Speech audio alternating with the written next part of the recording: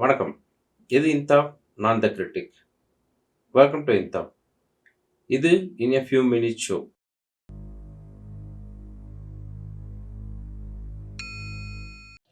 இந்த வீடியோவில் நான் பார்க்க போகிறது ஏஐ.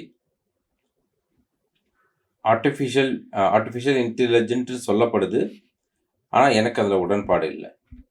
கண்டுபிடிச்சிருக்கிற ரொம்ப அதிகபட்ச ஏஐ மாடலே பார்த்தீங்கன்னா கண்டிப்பாக இன்டெலிஜென்ட் கிடையாது. அதனால தான் அதுக்கு பேரே நேரோ ஏஐன்னு தான் வச்சுருக்காங்க.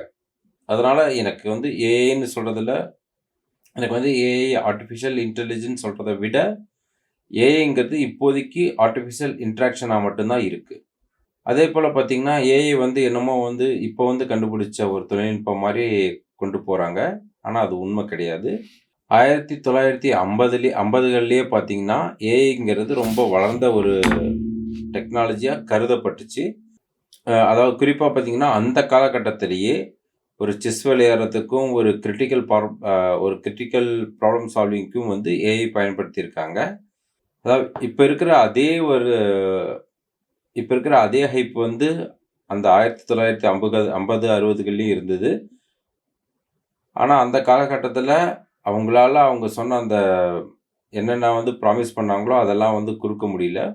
அதனால் அப்போவே அதோட முயற்சி கைவிட்டுட்டு அப்புறம் அதுக்கப்புறம் ஒரு 2000 அந்த மாதிரி ரேஞ்சில் மறுபடியும் ஸ்டார்ட் பண்ணியிருக்காங்க. ஸோ ஏஐங்கிறது பார்த்திங்கன்னா ஒரு மனிதன் என்ன செய்கிறானோ அதையே ஒரு மெஷினை செய்ய வச்சா எப்படி இருக்கும்னு ஒரு தொழில்நுட்ப கண்டுபிடிப்பு தான் ஏஐ. ஆனால் இப்போ வரைக்கும் நம்ம அந்த தொழில்நுட்பத்தை அடைஞ்சிட்டோமான்னு கேட்டால் நிச்சயமாக கிடையாது. இந்த முயற்சியில் நம்ம இப்போ தான் ஆரம்ப கட்டத்திலே இருக்குங்கிறது தான் உண்மை. ஓகே. அதிநவீன தொழில்நுட்பம், அப்புறம் பார்த்திங்கன்னா ரொம்ப ஸ்பீடாக ப்ராசஸ் பண்ணுற தொழில்நுட்பம், இதெல்லாம் தான் ஏஐயோட சிறப்பு. அப்புறம் ஏஐயில் பார்த்திங்கன்னா லார்ஜ் லாங்குவேஜ் மாடல், அப்புறம் நேச்சுரல் ப்ராசஸிங் மாடல், இது எல்லாமே அந்த தொழில்நுட்பம் எல்லாமே பயன்படுத்தியிருக்காங்க. குறிப்பாக இது பார்த்திங்கன்னா மெஷின் லேர்னிங்க்கும் அப்புறம் டீப் லேர்னிங்க்கும் பயன்படுது.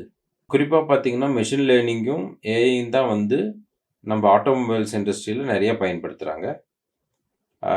குறிப்பாக பார்த்திங்கன்னா ஆட்டோமேஷனுக்காக. இப்போ வரைக்கும் பார்த்திங்கன்னா விர்ச்சுவல் அசிஸ்டன்ட், சாட்பாட் இந்த மாதிரி இடத்துல மட்டும்தான் ஏஐ பயன்படுத்துகிறாங்க. ஸோ என்னதான் தொழில்நுட்பம் வளர்ந்துக்கிட்டே வந்தாலும் அதுக்கான எதிர்வினையும் கண்டிப்பாக இருக்குது. அது ஏஐக்கும் பொருந்தும். அப்புறம் தண்ணியோட அளவும் அப்போ எலக்ட்ரிசிட்டியோட பயன்பாடும் பார்த்திங்கன்னா ஏஐக்கு இப்போ இருக்கிற டேட்டா சென்டர், அது க்ளவுடாக இருக்கலாம், இல்லை ஆன் ப்ரமிஸாக இருக்கலாம், அதை விட ரொம்ப ஜாஸ்தியாக தான் இருக்க போகுது. ஸோ என்னோட தனிப்பட்ட கருத்து பார்த்திங்கன்னா என்னதான் தொழில்நுட்பம் எவ்வளோ தான் வளர்ந்தாலும் மெஷின் அது ஏஐயாக இருக்கலாம், எது வேணாலும் இருக்கலாம். மனிதனோட வேகத்தில் வேணால் போட்டி போடலாம். ஆனால் அவங்களோட அறிவில் போட்டி போடுங்கிறது என்னை பொறுத்த வரைக்கும் நடக்காத ஒன்று. ஸோ அவங்க முயற்சி பண்ணுறாங்க. ஆனால் இது நடக்குங்கிற நம்பிக்கை எனக்கு ஒன்றும் இல்லை. கண்டிப்பாக இது ஒரு ஃபீட் வரைக்கும் அச்சீவ் பண்ணுவாங்க. அதில் எந்த சந்தேகமும் இல்லை. ஆனால் ஒரு மனித மூளைக்கு இணையான ஒரு மெஷினை கண்டுபிடிக்க போகிறாங்கிறது எனக்கு நம்பிக்கை இல்லை. நிச்சயமாக ஏஐ கண்டிப்பாக ஃபாஸ்ட்டாக இருக்கலாம். ஆனால் கண்டிப்பாக மனிதன் மாதிரி ஸ்மார்ட்டாக இருக்க முடியாது, இன்டெலிஜென்ட்டாக இருக்க முடியாது. ஏஐ எவ்வளோ டேட்டா வேணாலும் ப்ராசஸ் பண்ணலாம். அதுக்காக மனிதனோட மனிதனோட அறிவாளியாக இருக்குமான்னு கேட்டால் சந்தேகம்தான். இப்போ இருக்கிற எல்லா ஏஐ மாடலுமே நேரோ ஏஐன்னு தான் சொல்லுவாங்க. அது மனிதனை கம்பேர் பண்ணும்போது கொஞ்சம் புத்திசாலித்தனம் கம்மி தான், ரொம்ப ரொம்ப கம்மி தான். இல்லை புத்திசாலித்தனமே இல்லைன்னு கூட சொல்லலாம். ஸோ ஏஜிஐங்கிற ஒரு டெக்னாலஜி தான் மனித மூளைக்கு இணையான ஒரு அறிவியலை கொண்டு வர்றதுக்கான முயற்சி. அதில் நம்ம இன்னும் பேசிக் கூட இன்னும் தாண்டலை.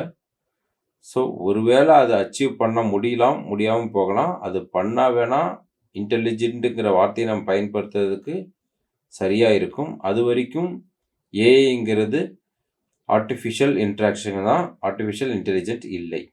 நன்றி.